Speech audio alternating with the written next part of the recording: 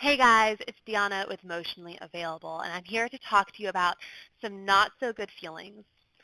We want to think about our practice as being a practice. So it's going to be great some days, it's going to feel weird some days, it's going to feel somewhere in between. It's going to feel a feeling that you don't even have a name for sometimes, and that's okay.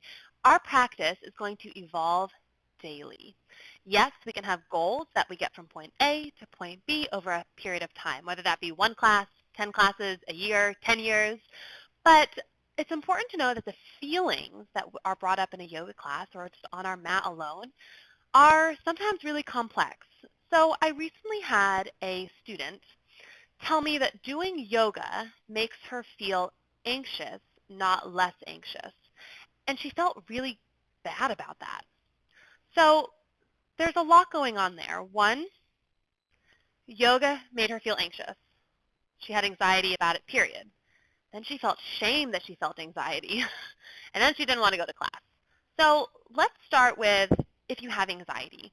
If you have anxiety, I highly encourage you to speak to someone professional, a therapist, your doctor, to help you work through what will help that. And that's different for you.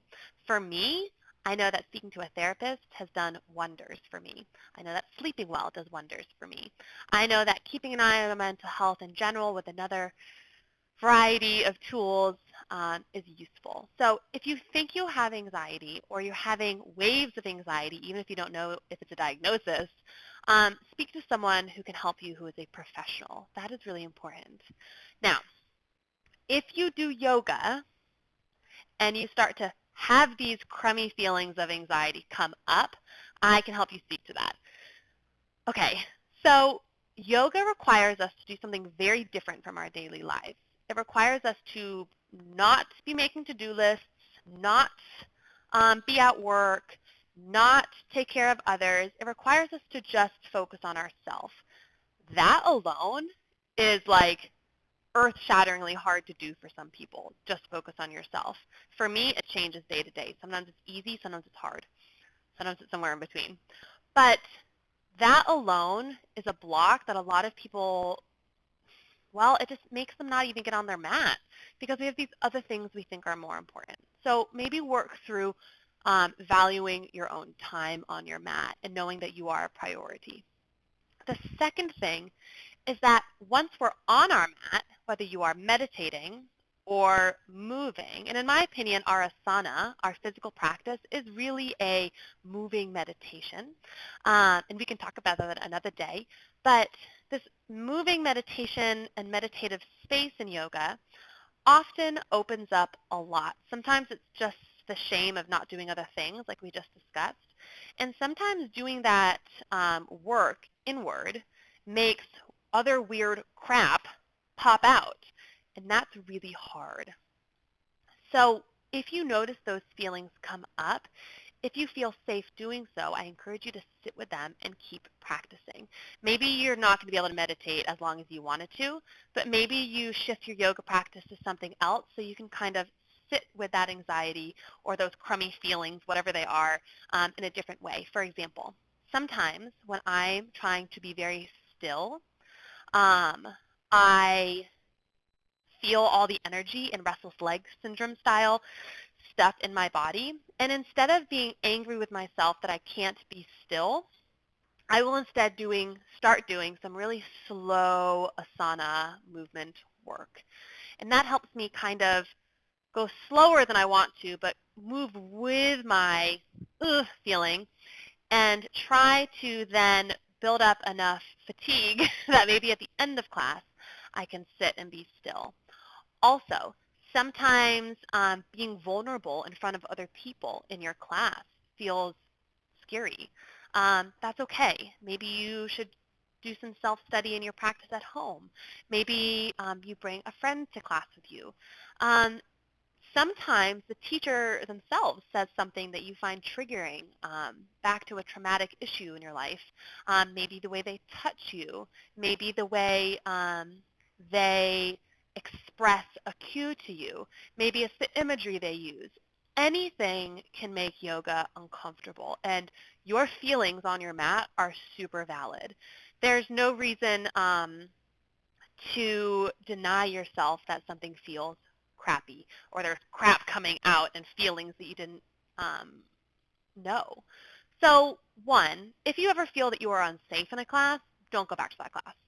But if you just feel weird and you don't know why, either go back to that class and try again and really have the goal not of taking class, but instead just noticing how you feel. Or maybe you try a different class and you notice what works that time, what anxieties don't come up. For example, I know some people that do not like to be touched in yoga. Maybe it's because they have a history of traumatic touch. Maybe they were physically abused at one point, and therefore touch is a no-go in yoga class. They will not be touched.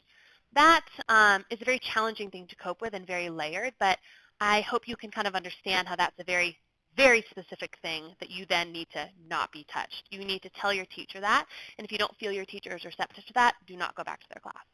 Okay, but maybe just the way their vibe is feels weird. Maybe you're like, ooh, their confidence feels more like a preacher than a teacher. For me, that's like a weird trigger for me. I feel like I'm being told how to be and what to do instead of being taught and pulled out and expressed.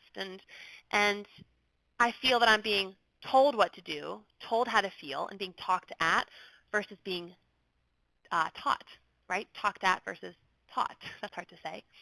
I had a ballet teacher recently tell me that she doesn't give class. She teaches class.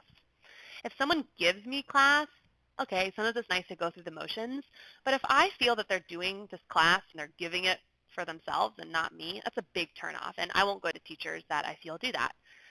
Maybe it was just a weekday for them. I know as a teacher, it's really hard to stay humble and quiet and gentle 110% of the time.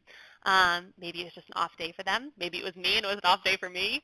But I think that you need to acknowledge and validate when you feel weird in a class, especially if it has to do with the teacher.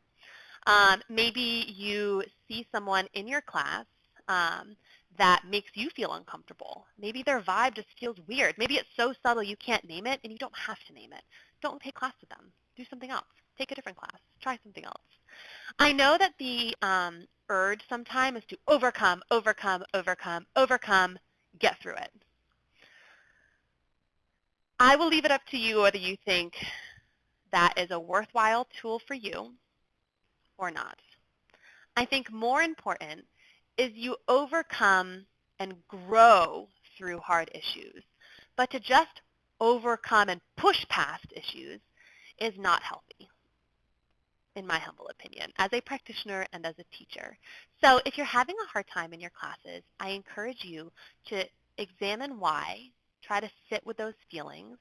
You don't have to hug them, just sit next to them, and explore why you might feel that way. And there's so many different reasons. And if you need a sounding board, I'm not a professional mental health expert, but I am a teacher that would be happy to listen. So if you find that you want to talk through some of these things, go ahead and head to motionallyavailable.com. I'd be more than happy to help you just sounding board style troubleshoot what's going on. I hope you have a great day. I hope if yoga makes you feel uncomfortable or brings up crappy feelings, do not feel shameful. You are so valid.